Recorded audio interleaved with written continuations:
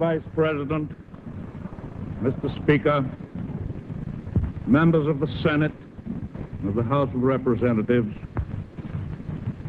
yesterday, December 7th, 1941, a date which will live in infamy, the United States of America was suddenly and deliberately attacked by naval and air forces of the Empire of Japan.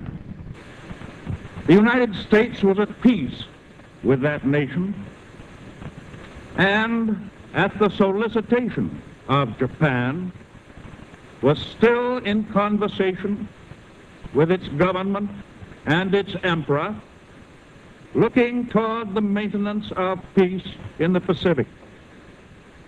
Indeed, 1 hour after Japanese air squadrons had commenced bombing in the American island of Oahu, the Japanese ambassador to the United States and his colleague delivered to our Secretary of State a formal reply to a recent American message. Japan has therefore undertaken a surprise offensive extending throughout the Pacific area. The facts of yesterday and today speak for themselves. No matter how long it may take us to overcome this premeditated invasion, the American people in their righteous might will win through to absolute victory.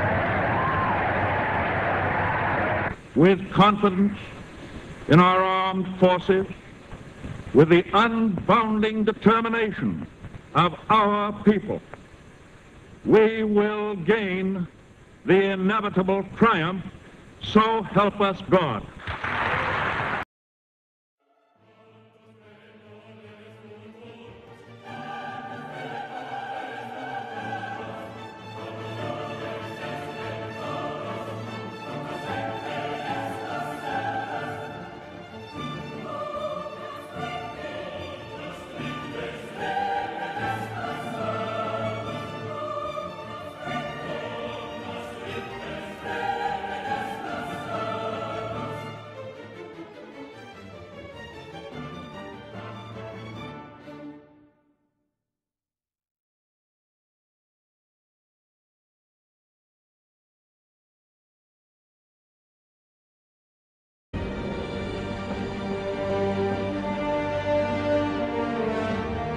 Soldiers, sailors, and airmen of the Allied Expeditionary Force,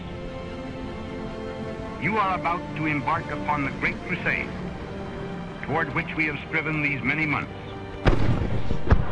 The eyes of the world are upon you. The hopes and prayers of liberty-loving people everywhere march with you.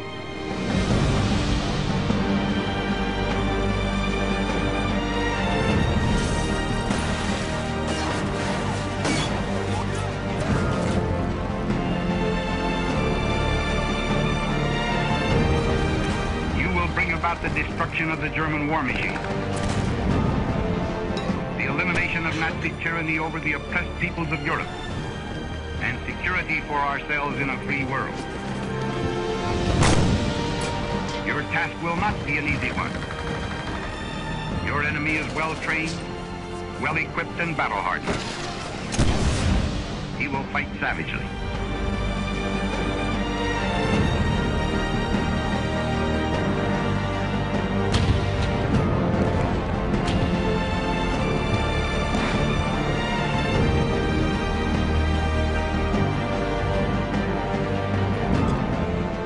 Has turned. The free men of the world are marching together to victory. I have full confidence in your courage, devotion to duty, and skill in battle.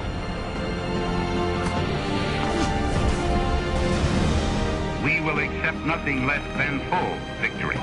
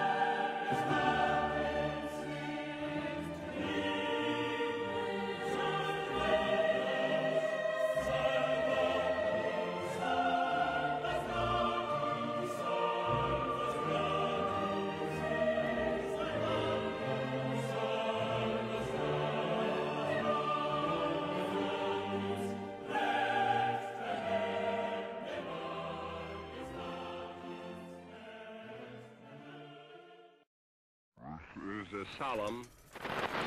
General Eisenhower informs me that the forces of Germany have surrendered to the United Nations. The victory won in the West must now be won in the East.